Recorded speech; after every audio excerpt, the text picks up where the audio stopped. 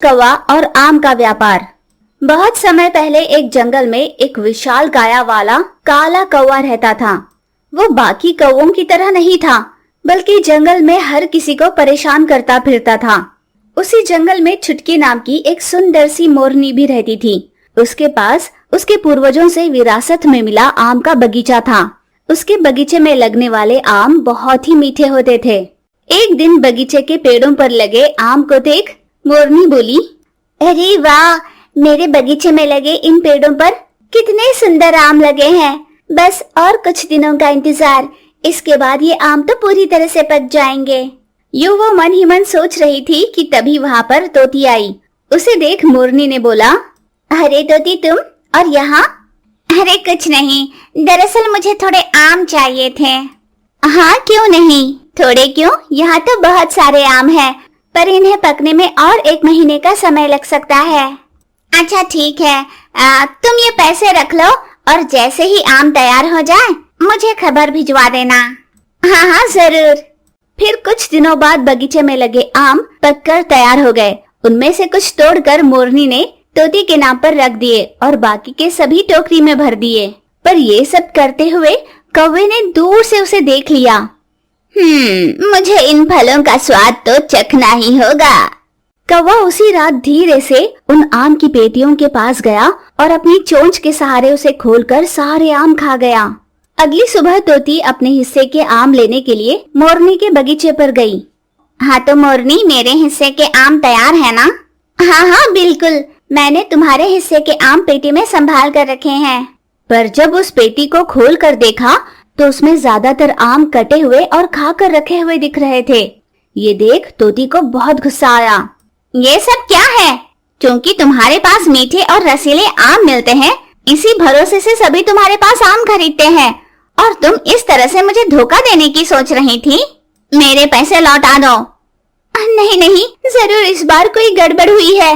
मैं अच्छे आमों को तोड़कर फिर से तुम्हें खबर भेजती हूँ। यूं मोरनी ने उसे आश्वासन दिया। पर कुछ दिनों बाद फिर से वही हुआ। ये हर बार कौन कर रहा है? अगर ये ऐसा ही चलता रहा तो मेरा बहुत नुकसान हो जाएगा। मुझे इस बात का पता लगाना ही होगा कि इसके पीछे किसका हाथ है। उस रात मोरनी सोई नहीं, बल्कि जागकर पहरेदारी करने लगी। तो देखा कुछ देर बाद वहाँ पर कौवा आया। मोरनी ने उसे रंगे हाथ पकड़ा। अच्छा तो वो तुम ही थे, आइंदा यहाँ पर दिखाई दिए ना तो तुम्हें जिंदा नहीं छोड़ूंगी। यूं धमकी देकर मोरनी ने उसे भेज दिया। पर अगले दिन फिर से उसके सारे आम बर्बाद हो गए। इस बार मोरनी ने अपने बगीचे में जाल बिछाया, पर उसके अगले दिन भी मोरनी के सारे आम बर्बाद हो गए और जाल से छूटकर कौवा फुर हो गया। उसी दिन मोरनी से मिलने के लिए उसकी सहेली चिड़िया आई। चिड़िया बहुत ही होशियार थी और वो मोरनी की अच्छी सहेली भी थी। अरे दोस्त, तुमसे मिले बहुत दिन हो गए थे, इसीलिए तुमसे मिलने आई। चिड़िया तुम कैसी हो? मैं बिल्कुल अच्छी हूँ। और घर पर सब कैसे हैं? हाँ घर पर भी सभी ठीक है। तू बता, तेरा व्यापार कैसे चल रहा है? हाँ बस समझो हो रहा है। उदास होकर मोरनी ने कहा। अरे क्यों, क्या हुआ, बताओ ना। मोरनी ने कौवे की हरकत के बारे में चिड़िया को सब कुछ बताया और उससे सलाह मांगी। तब खूब सोचकर चिड़िया ने उससे कहा, डरा धमका कर उसे उकसाने के बजाय क्यों नहीं तुम उससे दोस्ती कर लेती? ये तुम कैसी बातें कर रही हो? तुम पागल हो गई हो क्या? वो मेरे सारे आम बर्बाद कर रहा है और तुम कहती हो मैं उससे दोस्ती कर लूं? कभी कभी दुश्मन को भी अनजाना स्नेह मिल जाए तो वो हमारे घनिष्ठ मित्र भी बन सकते हैं। मोरनी ने भी इस पर बहुत सोचा और उसे भी ये उपाय अच्छा ही लगा। अगले दिन हर रोज की तरह कौवा उसके बगीचे में आया और ध्यान से देखने लगा कि कहीं कोई जाल तो नहीं बिछाया। पर तभी कहीं से एक आवाज सुनाई दी। मैंने किसी तरह का कोई जाल नहीं बिछाया, आओ और ये आम खा लो। कौवे की समझ में कुछ नहीं आया। क्या हुआ, ऐसे चौंक क्यों रहे हो? मोरनी ने उसे प्यार से अपने पास बुलाया। कौवा हैरान होकर उसके पास गया। मोरनी ने उसके बगीचे से अच्छे वाले आम तोड़कर उसे खाने के लिए दिए। क्या तुम्हें मेरी हरकत पर गुस्सा नहीं आ रहा? नहीं तो इसमें भला गुस्सा होने वाली क्या बात है? मैं तो तुम्हारी होशियारी से अचरज हूँ। पर अब से तुम्हें छुपते छुपाते आने की कोई जरूरत नहीं। तुम्हें जब भी यहाँ फल खाने का मन करे तुम आ सकते हो।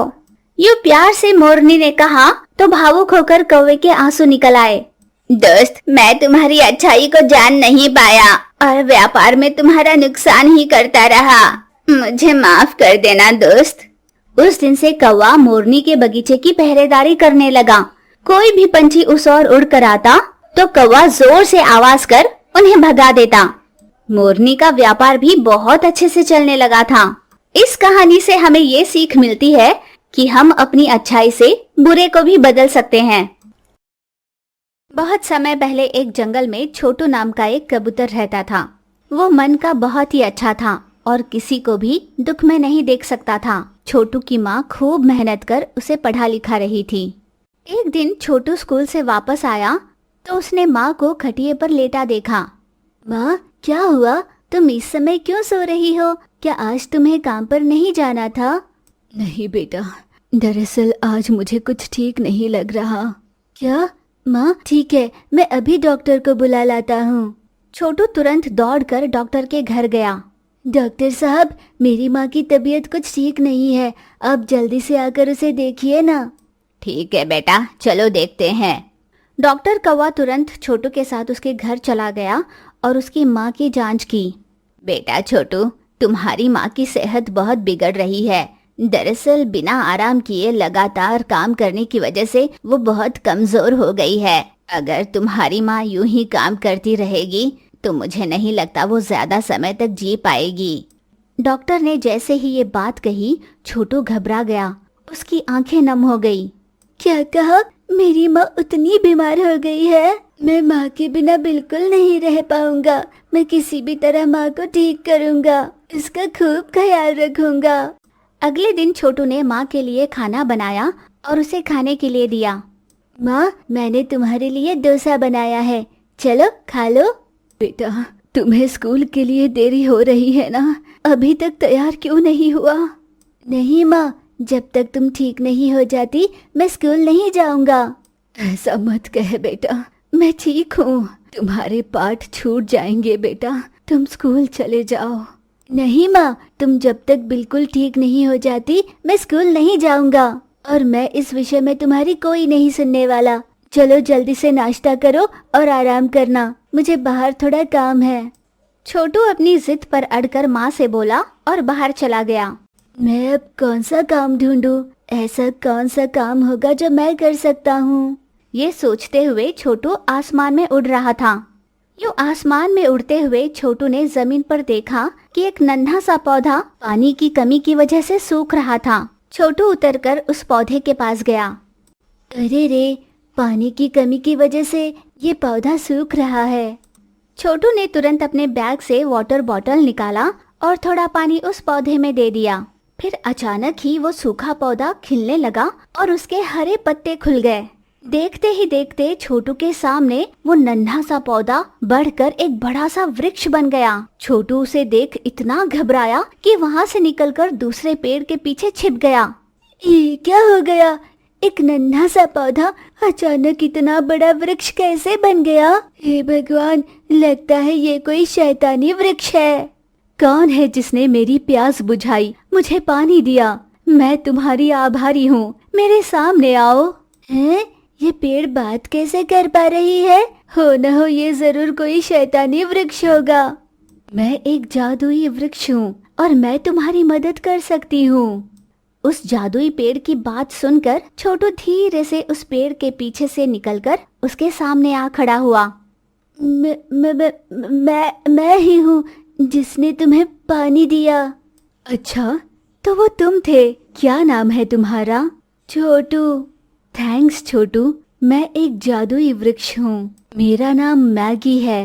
पानी मिलते ही मैं विशाल काया में बदल जाती हूँ और पानी के अभाव में छोटी हो जाती हूँ। अच्छा, तो तुम्हारा नाम मैगी है? मैगी यानी क्या तुम सिर्फ मैगी खाती हो?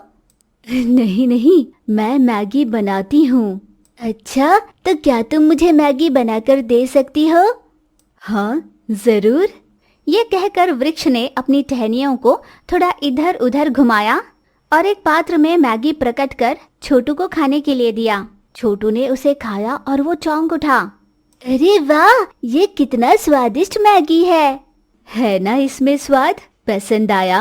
मैं तुम्हारी मदद करूंगी, तो क्या तुम मेरी मदद करोगे? मैं तुम्हारी कैसी सहायता करूं मैगी? मुझे इस तरह विशाल वृक्ष में रहने के लिए हर रोज मुझ में पानी देने की जरूरत होगी, इसीलिए क्या तुम मुझे यहाँ से ले जाकर अपने घर के आंगन में लगाकर हर रोज पानी दोगे? इसके बदले में तुम्हें जितनी मैगी चाहिए होगी मैं तुम्हें हर रोज दूंगी। अरे वाह, ये तो बहुत बढ़िया है। मैं जितना मैगी चाहूँ, क्या सच में तुम उतनी मैगी मुझे हर रोज दोगी? तो क्या मैं इस मैगी को बेचकर पैसे कमा सकता हूँ? अगर इस तरह तुम्हारा कोई फायदा होता हो तो तुम जरूर ऐसा कर सकते हो, पर हर रोज मुझे पानी देना भूलना मत, वरना मैं तुम्हें मैगी नहीं दे पाऊंगी। छोटू कबूतर ने उसकी बात मान ली। फिर वो बड़ा सा वृक्ष एक छोटे से पौधे में बदल गया और छोटू उसे बड़े जतन से उठाकर अपने घर ले गया। अपने घर के आंगन में उस पौधे को लगाकर छोटू ने उसमें पानी दिया तो पल भर में पौधा वृक्ष बन गया। अगले सवेरे उठकर छोटू ने फिर से उस वृक्ष में पानी दिया। हेलो छोटू, बताओ आज तुम्हें मैगी के कितने बाउल्स चाहिए? पर उससे पहले मुझे यहाँ पर एक बोर्ड लगाना होगा जिससे सभी को ये पता चले कि मैं यहाँ मैगी बेचने वाला हूँ, तभी तो ग्राहक आएंगे ना। ठीक है, पर सबसे पहले तुम एक मैगी का बाउल अपनी माँ को दो, वो बीमार है ना, वो ठीक हो जाएंगी। ये कहकर उस वृक्ष ने एक मैगी का बाउल छोटू को दिया। छोटू ने वही मैगी अपनी माँ को खिलाई। अरे वाह बेटा छोटू, मैगी तो बहुत ही अच्छी है। क्या ये तुमने बनाई है? नहीं माँ, ये मैगी नाम की एक वृक्ष ने मुझे दिया है। छोटू ने अपनी माँ को सारी बात बताई, पर उसकी माँ को उसकी बातों पर विश्वास ही नहीं हुआ। उसने आंगन में आकर उस बड़े वृक्ष को देखा, तब वो आश्चर्यचकित हो गई। सच में कोई मैगी बनाने वाला पेड़ भी होता है? मुझे मेरी आंखों पर ही विश्वास नहीं होता। ये सच है माँ, आपके बेटे ने मुझ में पानी देकर मेरी जान बचाई और इसके बदले में मैंने उससे कहा कि जितनी मैगी वो चाहेगा मैं उसे दूंगी। फिर अगले ही दिन छोटू ने अपने घर के बाहर मैजिकल मैगी बाउल नाम का एक बोर्ड लगाया। जंगल के सभी पक्षी उस वृक्ष को देखने और वहाँ की मैगी चखने हर रोज आने लगे और इस तरह छोटू पैसे कमाने लगा। फिर छोटू की माँ की सेहत भी बिल्कुल ठीक हो गई और मैगी का कारोबार वो संभालने लगी और छोटू पहले की तरह स्कूल जाने लगा। नंदनवन नाम के जंगल में एक काला सर्प था। जंगल में उसे रास्ते में जिस भी पंछी का अंडा दिखाई देता वो उन्हें गटक कर अपना गुजारा करता था। ना जाने कैसी दशा है, हर रोज जंगल भर में घूमकर अपना आहार तलाशना पड़ता है। बेचारा सर्पराज जंगल भर में आहार तलाशता है। हमारे दिए अंडों में कुछ सर्पराज को ही दे दे, ये क्यों नहीं सोचते? ना जाने कैसे पंछी हैं। यूं मन ही मन वो उन्हें कोसता। यूं एक दिन सर्पराज आम के पेड़ के नीचे रहे उसके बिल में बैठा हुआ था। तभी वहां पर एक कबूतरी आई। नमस्कार सर्पराज। हाँ, नमस्कार। सर्पराज, मैं इस पेड़ पर अपना घोंसला बनाना चाहती हूँ। यूं उसने विनयपूर्ण रूप से पूछा। उसका जवाब देते हुए सर्पराज बोला, हाँ ठीक है, इसमें पूछने वाली क्या बात है? यूं उसने भी प्यार से ही जवाब दिया तो कबूतरी बहुत खुश हो गई। फिर अगले ही दिन से कबूतरी ने उस पेड़ पर अपना घोंसला बनाना शुरू किया। अगर ये कबूतरी इसी पेड़ पर अपना घोंसला बनाएगी तो मुझे अंडे यहीं पर मिलेंगे। भोली कबूतरी मेरी मंशा से अनजान है, इसलिए घोंसला बना रही है। मुझे हर दिन आहार मिलेगा। ऐसा सोचकर वो खुश हो रहा था। कबूतरी के साथ वो अच्छा व्यवहार करता था। सांप और कबूतरी अच्छे दोस्त भी बन गए थे। फिर कुछ ही दिनों बाद कबूतरी ने अंडे दिए। कबूतरी अपने अंडों को घोंसले में सुरक्षित रखती। एक दिन कबूतरी सर्पराज के पास गई और बोला, दोस्त सर्प, मैंने गर्भ धारण किया है और अपने घोंसले में कुछ अंडे देकर रखे हैं। ये तो बहुत अच्छी बात है दोस्त। हाँ, पर मुझे ऐसे समय में पौष्टिक आहार लेना होगा, इस तरह पेड़ पर रहकर मैं पौष्टिक आहार नहीं खा पा रही हूँ। हाँ, तो फिर अब क्या करना चाहती हो? मैं आहार चरने के लिए बाहर जाना चाहती हूँ। क्या तुम मेरे अंडों का ध्यान रखोगे? अरे, इसमें कहने की क्या बात है, मैं अंडों का ध्यान रखूंगा। सर्प की बातों से निश्चिंत होकर कबूतरी आहार तलाशने गई। कबूतरी के वहाँ से जाते ही सर्प ने तुरंत उसके अंडे गटक लिए और अनजान बनकर बिल में चला गया। शाम में वापस लौटकर कबूतरी ने देखा तो वहाँ पर अंडे नहीं थे। मेरे अंडे कोई खा गया। रोती बिलखती वो सर्प के पास गई। दोस्त, मेरे अंडे गायब है। यूं रोती हुई उसने कहा तो सर्प ने अनजान बनकर पूछा, 10 मिनट के लिए सोने गया था, इतने में कोई अंडे खा गया। यूं झूठे आंसू बहाते उसने कहा। बेचारी कबूतरी कुछ न कह सकी, वो बहुत दुखी हुई। यूं हर बार कबूतरी के बाहर जाते ही सर्पराज का उसके अंडों को खा जाना और अनजान बन जाना, ये सिलसिला चलता जा रहा था। एक दिन आहार के लिए निकली कबूतरी को बीच रास्ते में एक विचार आया। ठीक अंडों की चोरी होने के समय ही सर्पराज कहाँ जाता होगा? कबूतरी को शक हुआ तो वो पलटकर अपने घोंसले की ओर गई। जैसे ही कबूतरी वहाँ पहुँची, उसने देखा सर्पराज उसके घोंसले से अंडे निगल रहा है। ये देख कबूतरी को इतना गुस्सा आया कि वो सर्पराज को मार ही डालती। अगर मैं इससे सीधे पूछूं तो ये मुकर जाएगा। दोस्ती के आड़ में इसने मेरे सारे अंडे खा लिए। मुझे होशियारी से काम लेना होगा। कबूतरी ने उससे बदला लेने की ठान ली। कुछ दिनों के बाद कबूतरी को एक बहुत अच्छा उपाय सूझा। कबूतरी चील के घोंसले के पास पहुंची। चील के घोंसले में उसने कुछ अंडे देखे। कबूतरी ने चील की आंखों के सामने ही उसका एक अंडा उठाया और वहाँ से फुर हो गई। अरे ओ कबूतरी, तेरी इतनी हिम्मत कि मेरा अंडा चुरा कर ले गई। चिल्लाकर चील कबूतरी का पीछा करने लगा। कबूतरी उड़ती हुई अपने पेड़ के पास गई और अंडे को सांप के बिल में छोड़ दिया। चील ने जैसे ही अंडे को बिल के अंदर देखा, उसने अपने पंजे से बिल को तहस नहस कर दिया। बिल से निकलकर सांप जैसे ही बाहर आया, चील ने उसे कुचलकर मार डाला। फिर अपने अंडे को लेकर वो वहाँ से फुर हो गया। यूं सांप से छुटकारा मिलने के बाद कबूतरी अपने घोंसले में अंडे देती और पौष्टिक आहार लेकर खुशहाली से जीने लगी।